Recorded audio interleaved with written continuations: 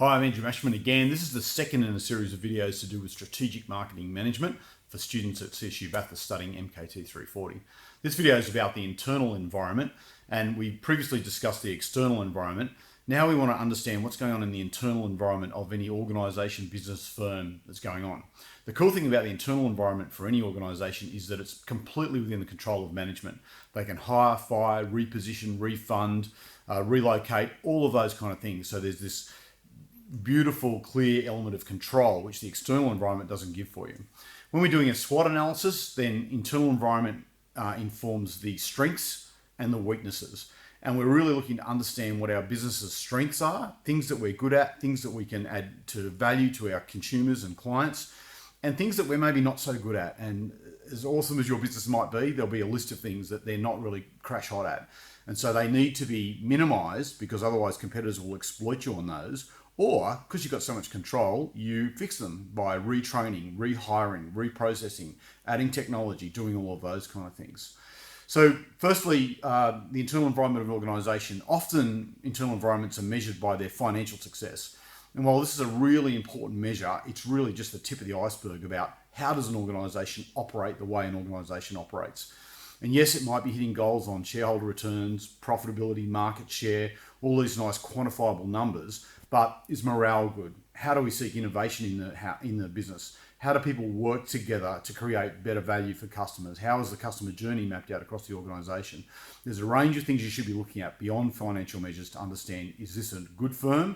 Is this an awesome firm? Has this firm got something special going on about it?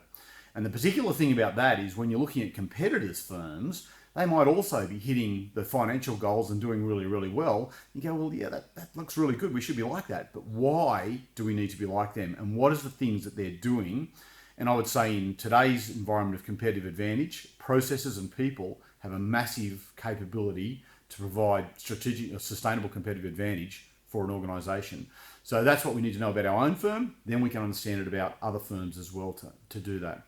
So we're looking for things that make up strengths. And in terms of strengths, the way we work, how we work, distribution channel, our technology in our firm might be part of that. Definitely brand and brand equity could be a massive part of our strengths as well. You'll find a range of things that happen there. Ability to attract great staff would be a real asset, certainly in businesses which have high staff turnover at any other time, or competitors that have high staff turnover. These would be things that would be strengths for our businesses. On the flip side, weaknesses, and we might be able to pick up some of those from our customer satisfaction indices or reports or research that's been done as well. We might pick it up from some kind of other benchmarking reports between organisations in similar industries and firms. We certainly might be able to interview our own staff and get our own staff together to talk about things that they'd really like to change in the organisation. And on that end, then, we're going to categorise things either from the internal environment into strengths or weaknesses for the firm. And then when you come to developing strategy, you're looking to often match strengths against opportunities. They're things that your competitors will find really difficult to go against you on. And we want to minimize our weaknesses and minimize our exposure to threats that are in the marketplace as well. And there's a lot of different strategies about those, and we'll talk about those later in a different section. So the challenge for this one here about the internal environment, again, is to it's best done if you work inside a firm, because you'll have better visibility of that. But often, even if you go to a firm that might be the coffee shop you looked at last time, you go and stand in reception at a bank and have a think about what's going on there, look at how the people are behaving, how happy they are, how the processes work, you'll get a bit of a feel for the strengths and weaknesses of that organisation as it exists as well.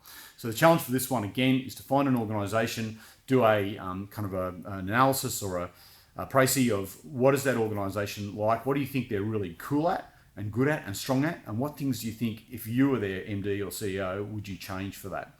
Again, write them up under strengths and weaknesses, take them to the subject discussion forum and publish them up there to share with your peers and get their feedback on. Thank you.